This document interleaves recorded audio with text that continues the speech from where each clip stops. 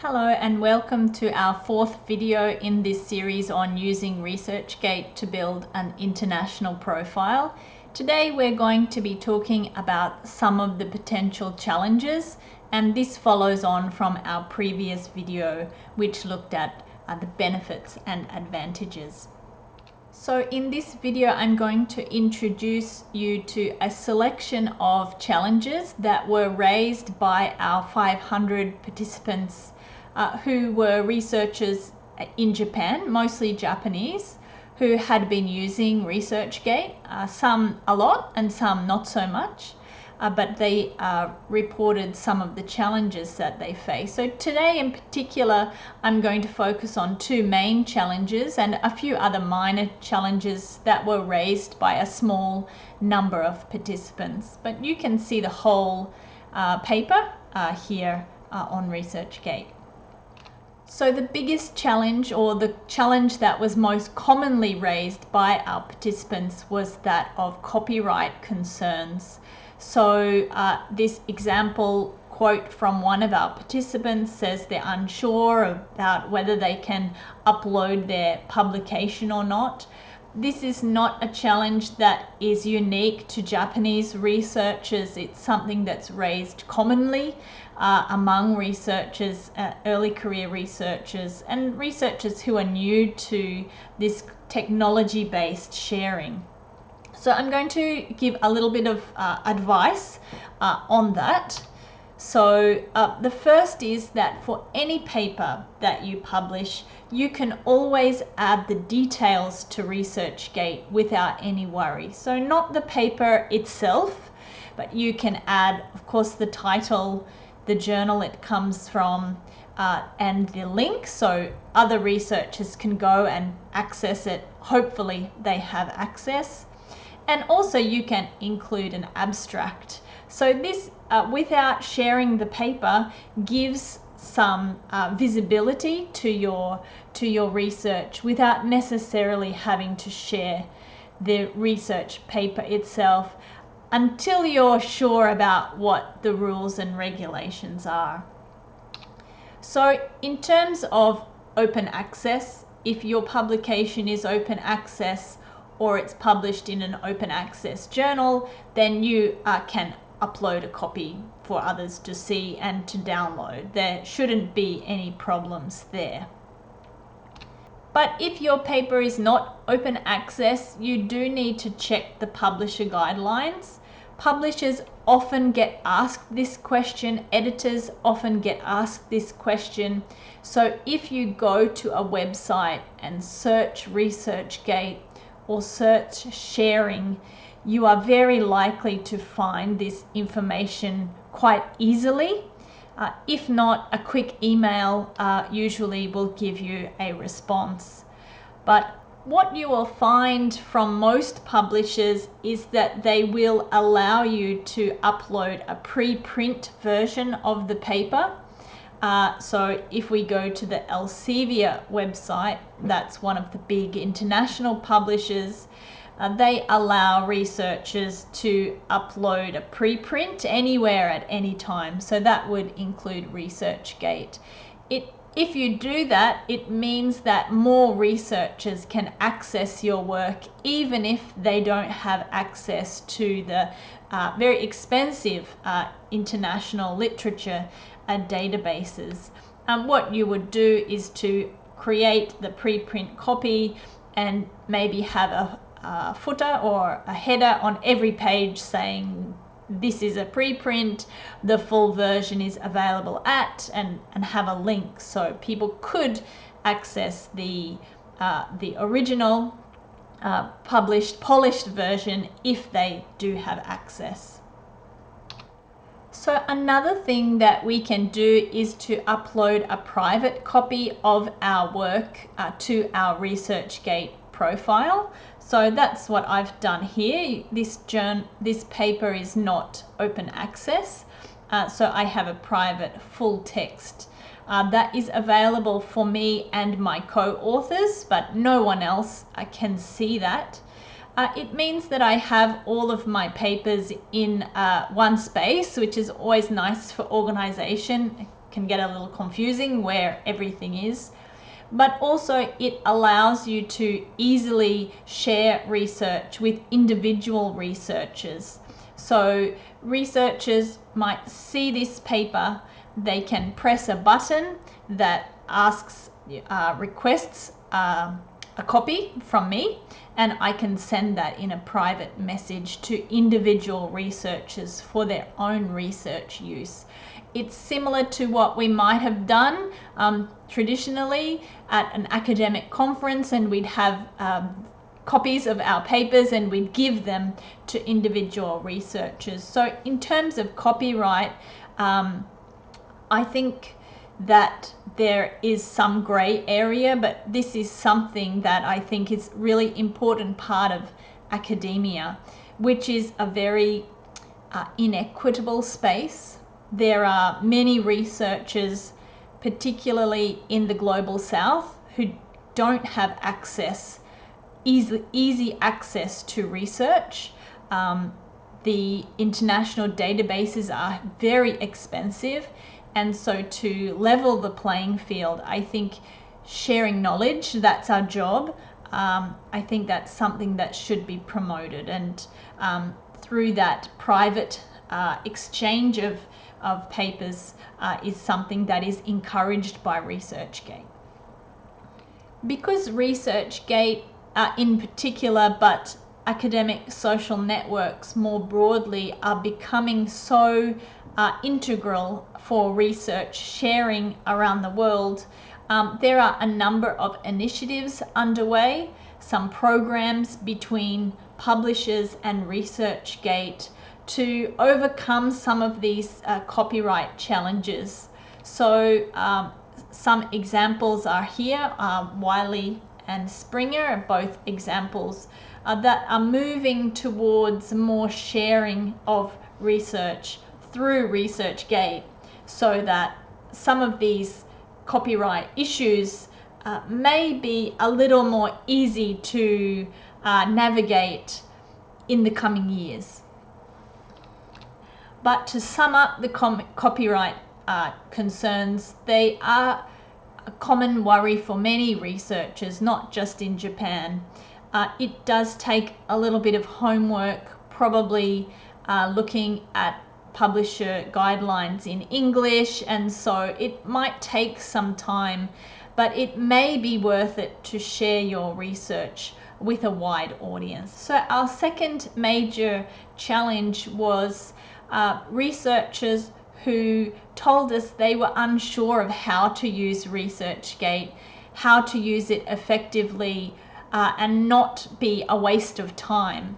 So this is kind of a big challenge, and really the next set of videos are going to really respond to this challenge. So I'm not going to talk about it here because it needs a lot of time. So in the next video, we'll talk about how to set up your profile, and then the final 3 videos are about how to use ResearchGate effectively in 3 different ways. So to share research, to connect with other researchers and build networks, and to know and access new and other research from researchers around the world. So this challenge is a big one, and we will divert it to the next video. So I hope you can join us there. But on to a few of the minor challenges. I call them minor because just a small number of participants raised them, but they're challenges nonetheless. The third challenge is about frequent unwanted emails. So again, a very small number of participants, less than 15 out of 500, raised this, but it's something that it's really easy to fix, so I thought I would mention it here. So if you join ResearchGate, you have to do this through an institutional email address. And you might receive notifications from ResearchGate. You might get requests for confirmation. Is this your paper? It might suggest research that might be of interest to you. So this quote here, the service frequently asked me to upload, and it was somewhat annoying. Now, this might particularly be the case for researchers with common family names. So, for example, one of our participants whose surname was Tanaka, of course it's very common in Japan, so they were getting a lot of requests, is this your paper, is this your paper, and often it's not. So what we can do is control the emails and notifications that we receive. So if you go to settings, and then if you go to emails, you'll see a big list, and you will check the different types of emails that you would like to receive. And you can see this is my profile settings. I receive no emails, so I've never received an email from ResearchGate since I removed the settings here. So quite an easy fix. So next I have two minor challenges that are related. The first is the slow or no responses to requests. So we might request a paper, we see it on ResearchGate, we can't access it elsewhere, we request it from the researcher, we hope to receive a copy, but it takes a long time, or you don't get a response. So of course, if that researcher no longer uses ResearchGate, or they don't get notifications through their email and they check irregularly, then it might take some time. Or you might get a non-favorable outcome. It may also be the case that you get a lot of requests, contact from researchers that is unwanted or unnecessary. So for example, it's quite common for me to receive requests for papers that are freely available online, but it's so easy to press that button and make a request. It really is just, for me, a button to respond to say, yes, here it is, I hope you enjoy it, please give feedback if you want. But for some that might be quite tedious. So again, it's both of these challenges don't really have a solution. They are just weaknesses or disadvantages of the tool when we network our expectations and the actions of others sometimes don't meet. So that is just something that you need to consider when you think about whether ResearchGate is okay for you. Although I will add that I have heard stories where researchers, and particularly early career researchers, will request a paper from a veteran, an experienced researcher, not necessarily because they want the paper, but because they want to initiate some communication. So this might also be a reason why people are getting in touch with you, and that obviously can be a very positive thing. So our next challenge is about uploading papers in Japanese. So I think there are two difficulties here. One is the technical. So you can upload papers in any language. The computer doesn't know what language a PDF is in. You can add the information, the title, the abstract in any language. Again, the computer doesn't doesn't distinguish between languages. But when you select a journal or a conference, for example, it probably won't automatically appear as many of the English language journals or conferences do. So it would need to be manually input. So there are some technical difficulties, but also I think there is a kind of psychological barrier. So this quote here, it's difficult to upload papers in Japanese because there are few people who read them. So yes, ResearchGate and many of the international academic social networks are completely in English, so it might feel like you should be communicating in English, but there are many non-English papers uploaded to ResearchGate, and the more people that upload in other languages will encourage others. So I would suggest that not to worry about that. Is certainly something that is done and should be done more. Another thing you might like to consider is to adding the details of your project or your research paper in English and Japanese, and so that bilingual focus could reach wider audiences. Maybe they can't read your Japanese paper, but they can see your abstract in English, and maybe they can get some even general idea about your research activities. So I think this could be a positive thing to disrupt a little the English dominance of academia. And finally, one of the challenges raised was a concern about researchers' English level. They're worried about how to make requests in English. Fortunately, there are some automated functions in ResearchGate. So when you make a request for a paper, you just select the request and you push the button and it's done for you.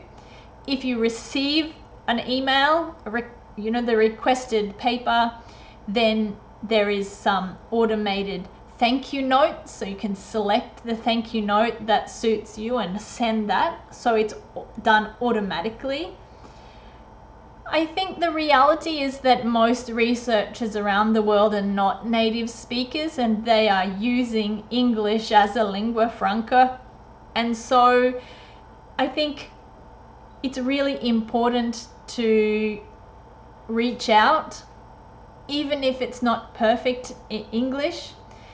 If you consider how you would feel if a researcher contacted you in Japanese, it's not really good Japanese, maybe they used a Google Translate tool, but they reached out to you in your language, I don't think that you would think less of them for not having perfect grammar or vocabulary, but that you'd probably be quite happy to receive such an email. And I think international collaboration, which is one of my other research interests, is not as common in Japan as other countries around the world.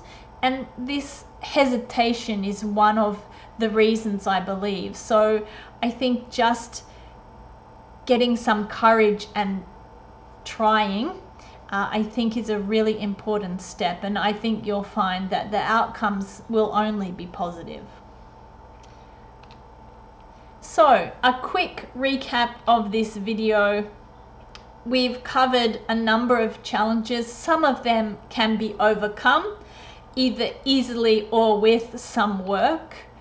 There are other weaknesses of the platform that we can't change, or at least, for now. I think what we need to do is to weigh up these demerits against the potential benefits that I talked about in the previous video to decide whether or not ResearchGate is the right tool for you. So if you think that it is, I'd like you to jump over to our next video, which will take you step by step through the process of opening a ResearchGate profile and starting your journey of sharing in the international academic social network community. Hope to see you there.